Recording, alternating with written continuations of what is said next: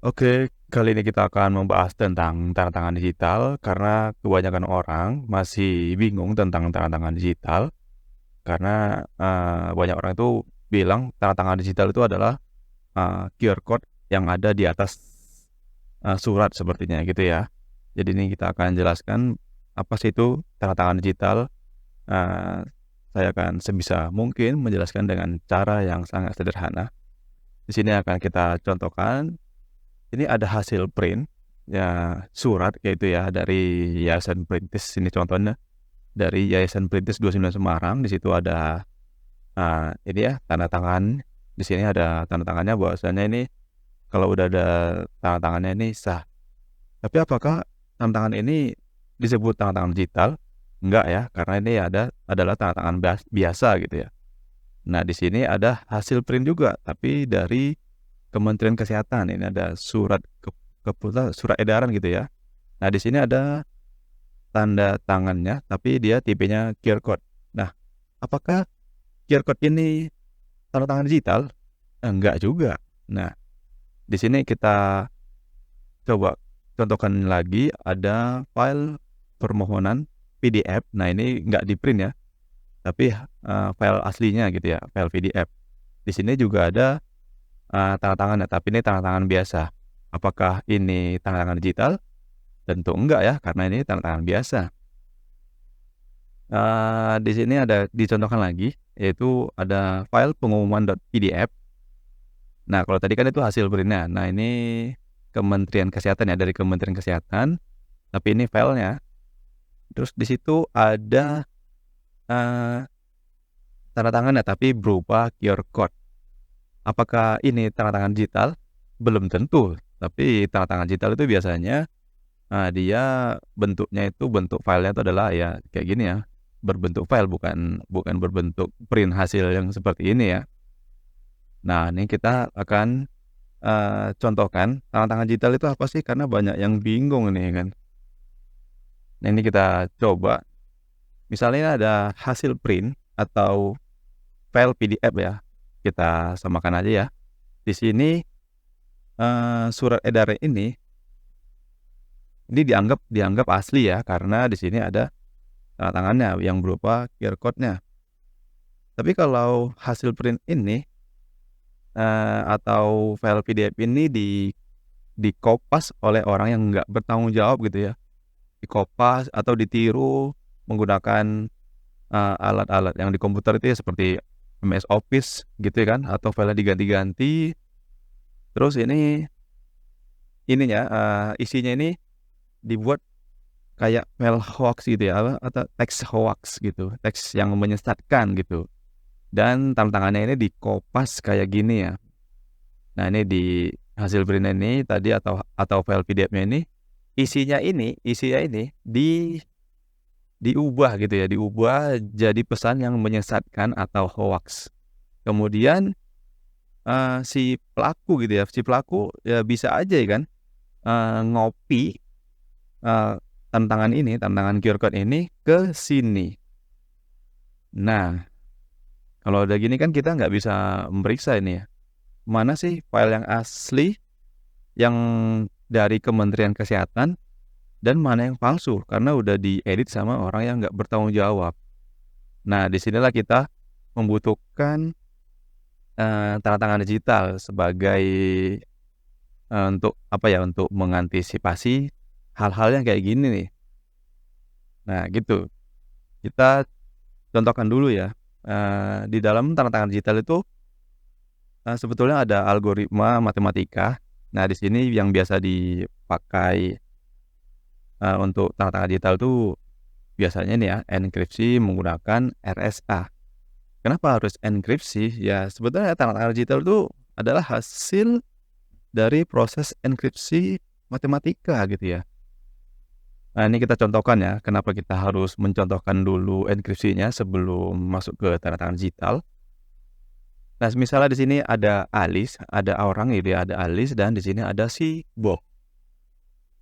Nah, kemudian ini si Alis ingin mengirim pesan ke Bob, pesannya itu adalah, "Hai Bob."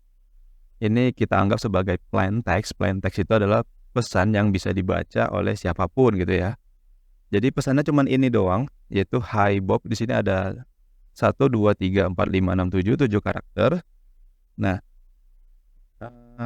agar, pesan ini bisa dihitung menggunakan rumus matematika, ini kan teks biasa nih kan, teks biasa kan nggak bisa dikali, nggak bisa dibagi. Nah, jadi untuk menggunakan rumus algoritma RSA ini harus kita ubah dulu menjadi angka gitu ya. Nah, idenya ya, teks ini kita rubah dulu menjadi kode ASCII. Kode ASCII itu apa ya? Kode ASCII itu emang udah ketetapan, di komputer ya. Jadi setiap karakter H, A, I, atau spasi ini itu udah ada kode ASCII-nya itu ya di dalam komputer.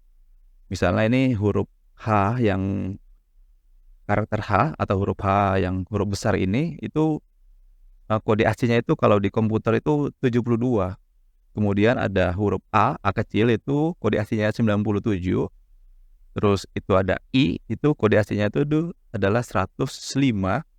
Kemudian spasi juga ada kode ASCII-nya di dalam komputer, yaitu 34, kemudian B itu ada 98, O itu 111, B itu 98. Nah, kenapa kita harus mengubah kode ASCII ini? Karena nantinya enkripsi menggunakan algoritma RSA itu adalah rumus matematika. Kalau huruf kan nggak bisa diperhitungkan gitu kan. Jadi sebelum ini Alice ngirim pesan ke Bob, dia harus ngubah teks ini menjadi, karakter matematika agar bisa dihitung gitu ya menggunakan rumus enkripsi algoritma RSA.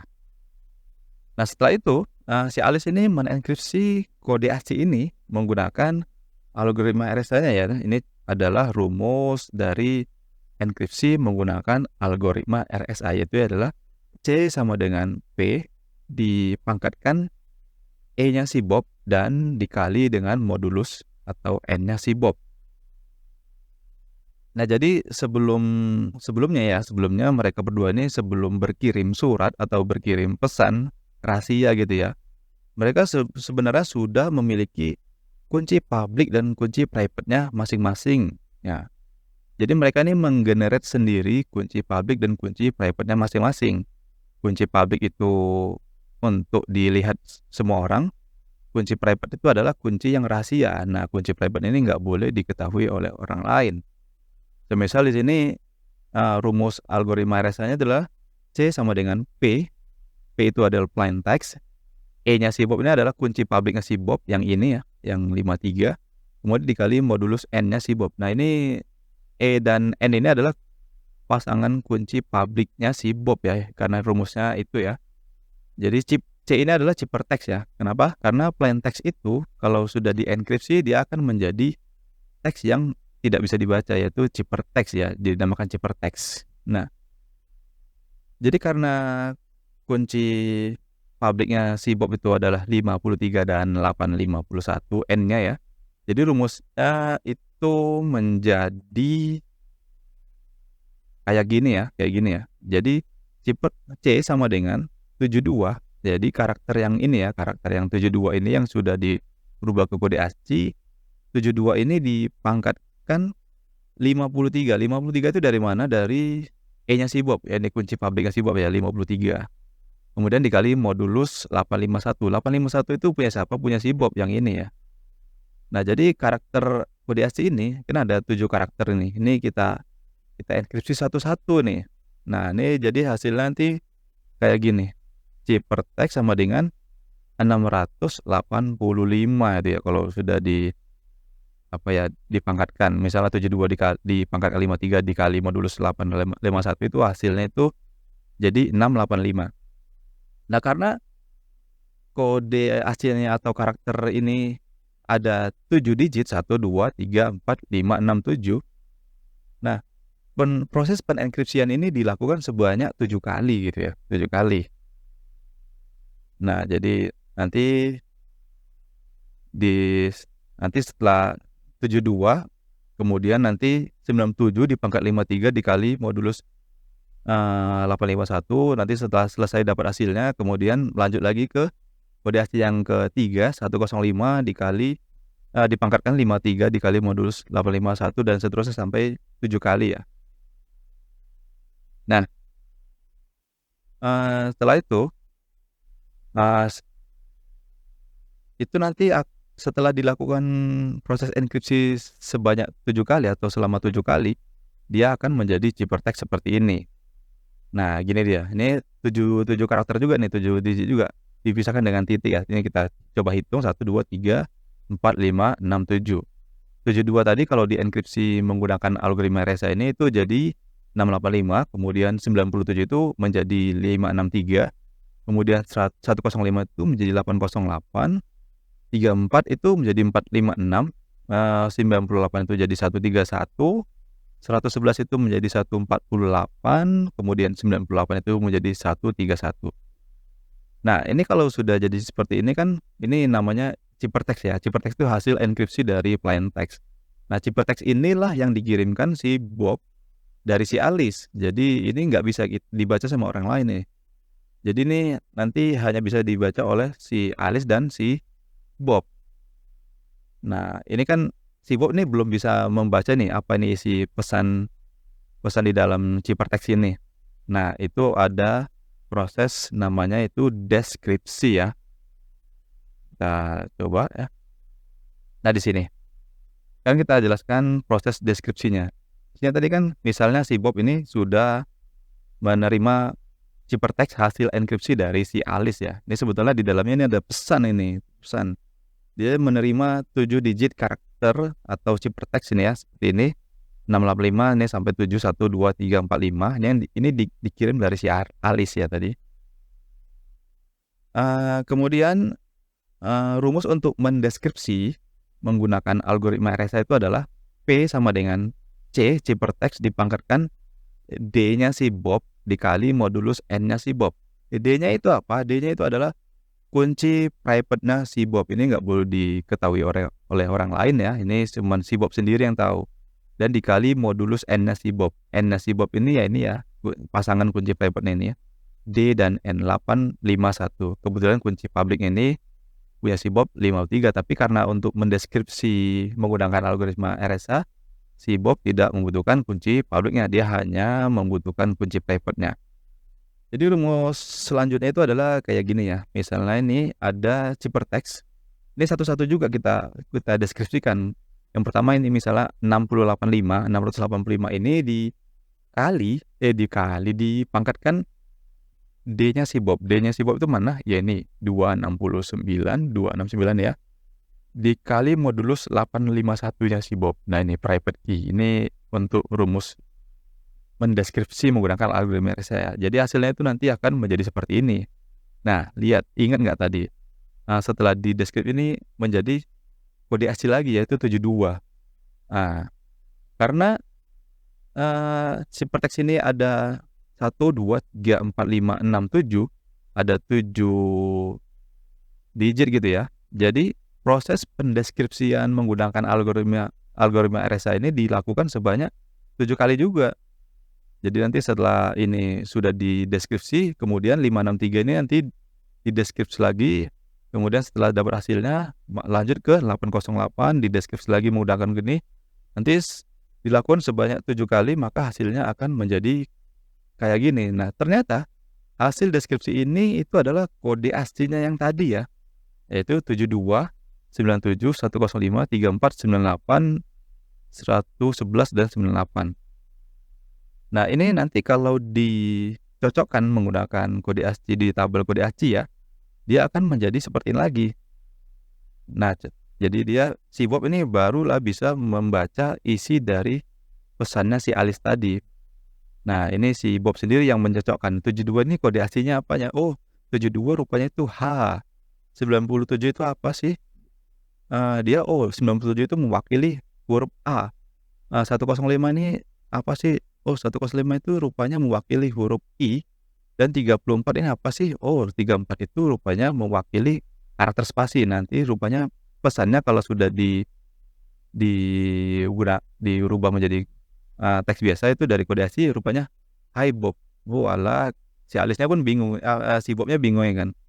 Kenapa sih Alice ngirim pesan gini aja? harus dienkripsi kayak gini padahal isinya cuman "Hai Bob." Ya ini kan kita mencontohkan ya kan, bagaimana menggunakan enkripsi dan deskripsi menggunakan algoritma RSA. Nah dari sini kita dapati manfaat dari, enkripsi menggunakan RSA itu kerahasiaan pesan itu terjaga ya kan. Nah misalnya ini tadi Alice dia ingin ngirim pesan rahasia ke Bob.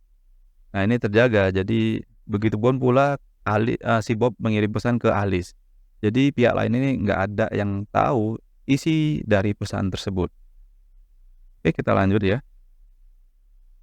Nah di sini ada masalah sedikit ya, tapi ini masalahnya ya, nanti ada idenya gitu ya, muncul masalah dengan RSA ini, yaitu penyangkalan.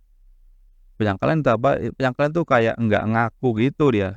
Misalnya ini ada Alice ya kan, nah ini ada si Bob, si Alice ini ingin ngirim pesan ke Bob dengan rahasia ya. Nah ternyata pesannya itu kayak gini. Nah itu pesannya adalah, "Hai Bob, bolehkah saya meminjam uang 15 juta dan saya berjanji akan membayar hutang tersebut tanggal 11 Juli 2024." Nah ternyata pesan rahasianya itu adalah seperti ini ya teman-teman ya. Nah ini si si Bob ini udah kadung ngutangin ini ya, udah kadung ngutangin gitu. Rupanya pesan rahasianya itu adalah minjem duit dia.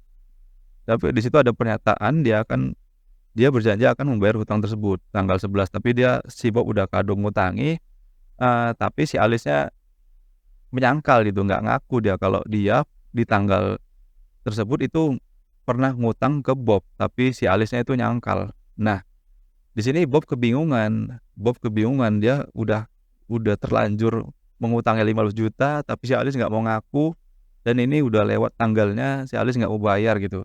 Si Bob ini ngadu ke pihak lain ini misalnya, ada pihak ketiga gitu, misalnya ada Pak RT gitu kan, diadukanlah sama si Bob, "Pak, ini si Alice pernah ngutang sama saya," gitu kan, "pernah ngutang sama saya, utangnya ini 15 juta, tapi ini dia nggak ngaku kalau dia itu kemarin itu pernah ngutang sama saya gitu, nggak ngaku. Ini Pak buktinya."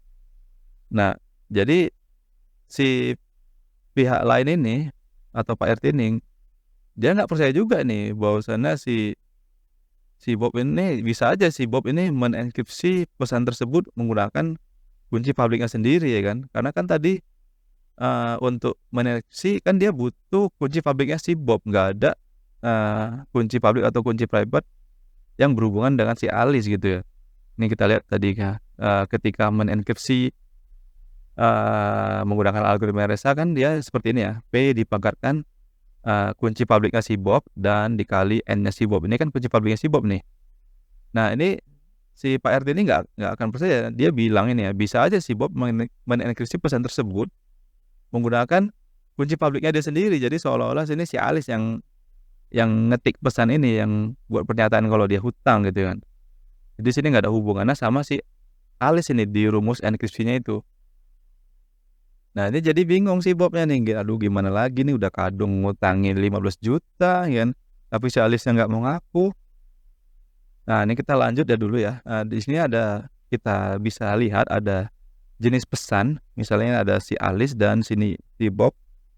Nah di sini ketika Alice ingin mengirim pesan ke Bob gitu kan, contohnya ini misalnya ya, "Hai Bob, coba bantu remote-kan komputer saya dari kantor karena jaringan saya lagi error. Ini username-nya Alice Cantik dan password-nya itu Alice Cantik 123." Nah, kalau pesan yang seperti ini memang cocok dienkripsi menggunakan algoritma RSA karena apa? Karena di situ ada, data yang rahasia itu ya, sepertinya itu adalah kayak ini ya, kayak password itu. Password kan itu sifatnya rahasia. Nah, itu cocok dienkripsi menggunakan algoritma RSA. Nah, ini pihak lain memang nggak boleh tahu sih isi dalam pesan itu kan. Tapi kalau pesannya kayak gini kan, "Hai Bob, bolehkah saya minjam uang, 15 juta dan saya berjanji akan membayar hutang tersebut tanggal 11 Juli 2024." Nah ini kayaknya nih, kalau kita pikir-pikir ini kalau dienkripsi, nggak cocok sih, tapi ya cocok juga. Tapi kan misalnya si Alis malu gitu kan si sama orang lain kalau dia mau ngutang sama si Bob. Jadi dienkripsi, tapi nanti kalau ini dienkripsi nanti ya itu tadi, udah tanggal 11 ini dia nggak mau bayar, dia nggak ngaku nih. Kenapa? Di situ nggak ada hubungannya gitu kan sama sama kunci pabriknya si Alis. Nah, untuk mengatasi masalah ini kita bisa menggunakan konsep yang namanya tanda tangan digital. Oke, kita sekarang masuk ya ke tanda tangan digital. Nah, ini misalnya kita contohkan lagi ya, di sini ada Alis, terus di sini ada si Bob. Nah, misalnya ini Alis, ingin ngirim pesan ya, ngirim pesan ini, pesannya kayak tadi ya, "Hai Bob," ini kita jadikan pesannya namanya plain text itu ya. Nah, kemudian ini nanti dirubah dulu menjadi kode ASCII sama kayak yang tadi. Jadi kita ubah dulu agar apa? Agar bisa dihitung dengan rumus algoritma RSA, kan itu matematika kan. Kalau huruf kan bisa dihitung gitu kan, mana bisa dikali, mana bisa dibagi. Jadi dirubah dulu menjadi angka gitu ya. Jadi H itu jadi 72, A itu jadi 97, I jadi 105 dan seterusnya. Nah, kemudian, rumus, tanda tangan digital itu agak dirubah sedikit ya. Tadi kan kalau untuk mengenkripsi menggunakan algoritma RSA itu kan kita butuh kunci publiknya si Bob. Nah, kalau ini kita masuk ke tanda tangan digital, dia konsepnya agak dibalik sedikit gitu ya. Jadi ciphertext-nya ini untuk mengenkripsi ini plain text dipangkatkan. Nah, ini beda ya, kunci private-nya si Alis yang dipakai. Kalau tadi kan kunci publiknya si Bob gitu kan. Ini kunci private-nya si Alis, kemudian dikali modulusnya si Alis. Nah, kebetulan di sini kunci publiknya si Alis itu 61299 dan kunci private-nya itu adalah 13299. Jadi ini kode ASCII ini kan ada 7 karakter, ini satu-satu nih kita enkripsi dulu ya. Misalnya ini 72, kemudian dipangkatkan, kunci private-nya si Alis yaitu 13 dan dikali modulus N-nya si Alis ya, ini 299 ya. Jadi 72 itu kalau dienkripsi menggunakan rumus ini itu menjadi 124. Karena kode ASCII-nya ada 7 karakter atau 7 digit ya, maka proses pengenkripsian ini dilakukan sebanyak 7 kali. Jadi nanti hasilnya menjadi seperti ini. Nah, hasil enkripsi dari rumus yang agak kita balik sedikit tadi itu, nanti itu jadi seperti ini ya, jadi 7 karakter juga, yaitu misalnya ini ya, 72 itu menjadi 124, kemudian 97 itu jadi 136, dan 105 itu jadi 261, 34 itu jadi 86, 98 itu jadi 59, 111 itu jadi 7, 98 itu jadi 959. Nah, ini hasil enkripsi ini kita anggap sebagai signaturnya atau tanda tangannya. Nah, inilah tanda tangannya. Kemudian yang dikirim ke Bob itu apa? Yang dikirim ke Bob itu bisa, kode ASCII-nya langsung ya dikirim ke sini, nanti si Bob mengubahnya ke plain text seperti ini, atau bisa saja si Alis ngirim langsung ke Bob, "Hai Bob," plain text ini, kemudian nanti si Bob-nya yang merubah ke kode ASCII-nya sendiri ya. Nah, yang dikirim itu jadi 2, kode ASCII dikirim ke Bob, dan satu lagi itu tanda tangannya ini signaturnya itu tanda tangan dikirim ke Bob. Nah, jadi ini nanti kalau memverifikasi dia membutuhkan 2 yang dikirim sama si Alis ya. Pertama kode ASCII-nya atau pesannya, kemudian tanda tangannya, ini dikirim ke Bob. Nah, sekarang kita masuk ke, tanda tangan digital memverifikasinya ya. Bagaimana si Bob memverifikasi apakah benar itu tadi pesan benar-benar dikirim oleh si Alis dan nggak diubah oleh siapapun gitu ya. Jadi misalnya di sini ada si Bob, tadi kan si Bob dia udah nerima dua dua data gitu ya, 2 data, yaitu yang pertama itu adalah tanda tangannya, kemudian si Bob udah nerima juga kode ASCII-nya ini. Ini sebetulnya si Bob bisa merubah sendiri kode ASCII-nya ini menjadi plain text biasa ya. Nah, dia menerima 2 data ini. Kemudian untuk memverifikasi itu dia menggunakan algoritma RSA juga, tapi dia rumusnya seperti ini ya. P itu kita anggap sebagai plain text sama dengan C itu ciphertext dipangkatkan E-nya si Alis. Nah, ingat ini ya, E-nya si Alis itu adalah kunci publiknya si Alis dan dikali modulus N-nya si Alis, ya kan? Nah, jadi untuk memverifikasi dia membutuhkan kunci publiknya si Alice. Oke, karena di sini si Bob ingin memverifikasi apakah benar, pesan ini, eee, benar-benar ditandatangani oleh si Alice dan tidak dirubah oleh siapapun gitu ya, tidak ada yang ngubah gitu. Jadi di sini kita tunjukkan, di sini ada tabel, di sini adalah tabel daftar-daftar nama dan kunci publiknya. Kenapa tadi ya, kunci publik itu kan sifatnya publik, jadi ini di-share di manapun, ini sifatnya publik, siapapun boleh mengetahuinya. Misalnya di sini ada kunci publik ya, Anton gitu ya. Anton itu kunci publiknya itu 7260, Wanca itu kunci publiknya E-nya itu 99 dan N-nya itu 134, Alisnya itu 61 dan 299. Nah ini kunci publik ini, mereka semua ini, udah apa ya, udah di-publish gitu, udah resmi gitu ya. Jadi di-publish, siapapun yang ingin mengecek, keaslian satu tanda tangan atau suatu pesan, nanti dilihat dari daftar sini. Kemudian, rumus, untuk memverifikasinya itu ini ya, kita coba si Bob ini ingin memverifikasi apakah benar ini, kode AC ini benar-benar miliknya si Alice dengan tanda tangan si Alice. Nah ini kita lihat tadi rumusnya adalah P, sama dengan C dipangkalkan E-nya si Alice. E-nya si Alice itu berapa ya? 61, kemudian dikali modulusnya si Alice yaitu 299. Nah ini, 124, jadi ini rumusnya jadi gini ya, 124 dipangkalkan 61, 61 itu dari mana? Itu ternyata kunci publiknya si Alice yang tipenya itu E. Nah ini 61 ya, kemudian dikali modulus N-nya si Alice yaitu 299. Jadi 124 ini kalau diverifikasi menggunakan algoritma RSA itu menjadi 72 gitu ya. Nah karena, signature ini ada 7 digit, 1, 2, 3, 4, 5, 6, 7. Nah maka proses, verifikasi ini dilakukan sebanyak 7 kali. Nanti hasilnya akan, menjadi tepat ya, jadi kode asli ini lagi, jadi disamakan. Hasilnya jadi kayak gini ya, oh ternyata nih 124 itu kalau dicocokkan dengan kunci publiknya si Alice itu menjadi 72. Nah ini bener ini kode asli yang aku terima ini bener 72, kemudian 136 nih kalau dicocokkan dengan kunci publiknya si Alice itu menjadi 97. Nah di sini terlihat keasliannya bahwasannya ini, tanda tangannya itu bener-bener asli ya, benar-benar miliknya si Alice dan belum diubah oleh siapapun. Nah kemudian si Bob ini ingin membaca pesannya nih, kode asli nih, dia bisa ngubah sendiri dari komputer dia, kayak gini ya, 72 itu diwakilkan menjadi H, 97 itu diwakilkan menjadi A, 105 itu diwakilkan menjadi I, dan 34 itu jadi spasi dan seterusnya ya. Jadi benar-benar pesan ini setelah sampai ke Bob dengan tanda tangannya ini tidak diubah oleh siapapun. Jadi ini benar-benar miliknya si Alice ini, pesan ini. Oke, sekarang kita masuk tanda tangan digital menggunakan file Word atau file PDF. Nah, karena apa?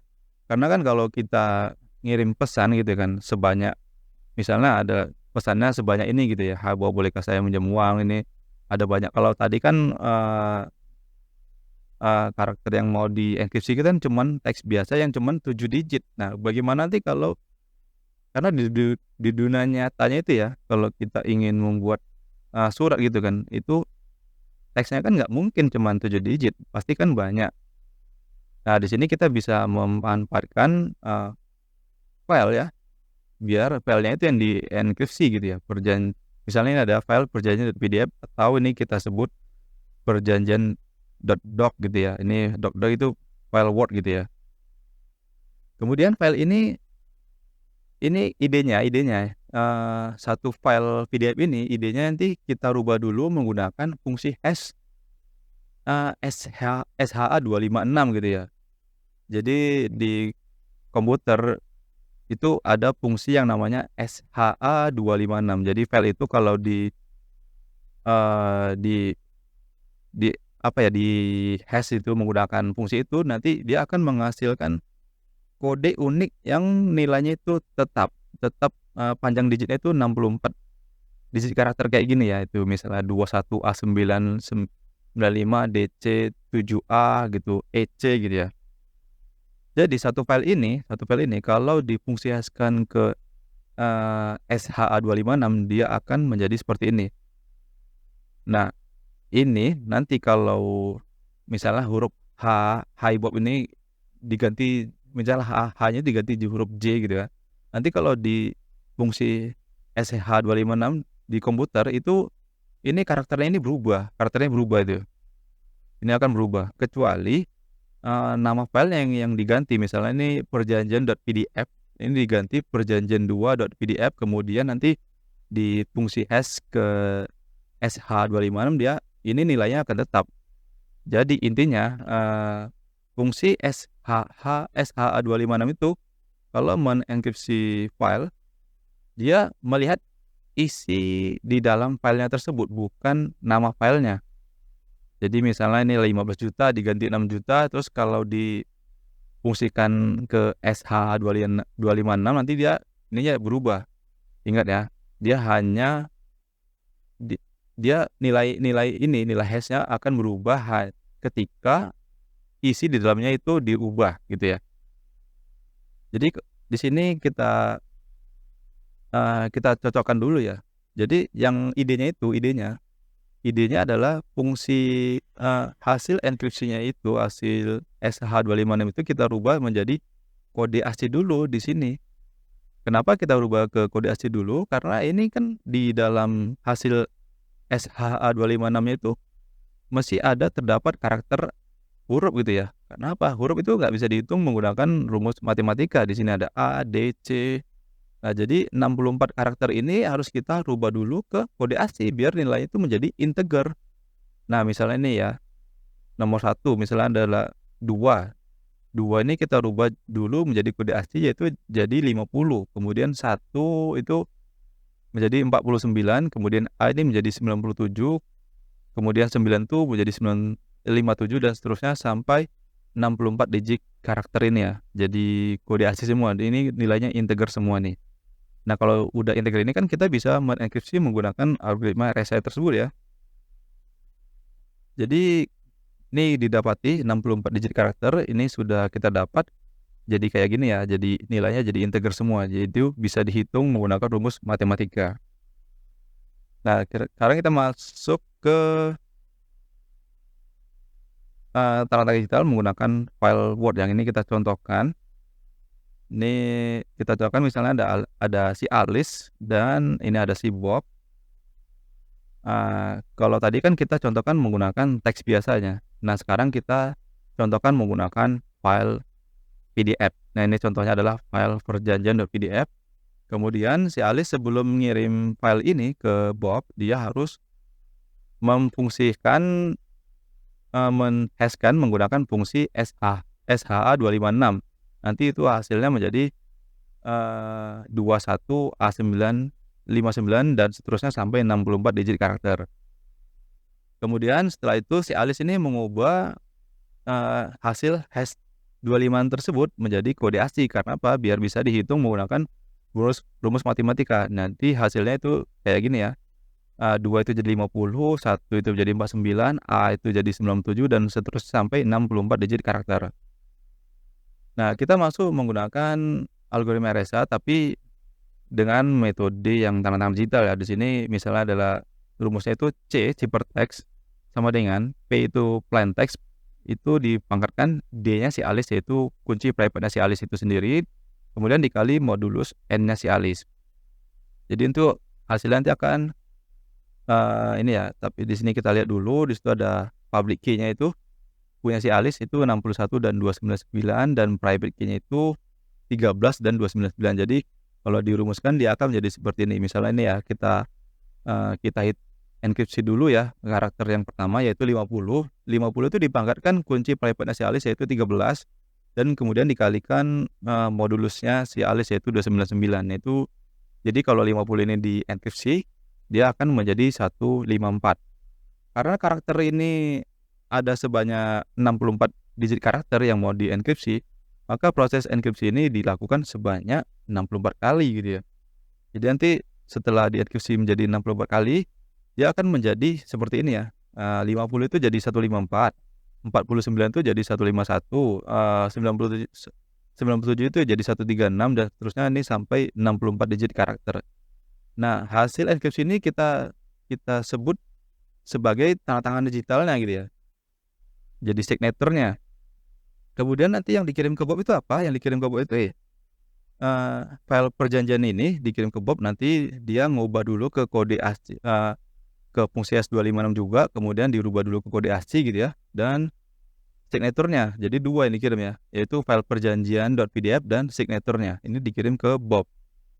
Nah, sekarang kita masuk ke verifikasi keaslian PDF-nya ya. Di sini misalnya si Bob ingin memverifikasi apakah file perjanjian tadi benar-benar miliknya si Alice dan belum dirubah oleh siapapun gitu ya. Ini ada Bob tadi dia menerima 2 data ya, 2 data. Yang pertama itu adalah file perjanjian.pdf dan yang kedua itu adalah file signaturnya atau maksud saya datanya ya, data signaturnya atau tanda tangannya. Kemudian ini si Bob ini untuk memverifikasi dia harus mengubah ke kode hash-nya dulu ya, menjadi menggunakan fungsi SHA-256 ya. Nanti rumusnya kan kayak gini ya, P dibangkitkan sama dengan C dibangkitkan E-nya si Alice. E-nya si Alice itu adalah kunci publiknya si Alice dan dikali modulus N-nya si Alice. Nah, di sini terdapat tabel yang berisi kumpulan data-data kunci publik orang-orang gitu ya. Nah, nanti dicocokkan menggunakan kunci publiknya si Alice. Jadi ini si Bob ini memverifikasi satu per karakter ya. Misalnya yang pertama kita deskripsi dulu yang 154.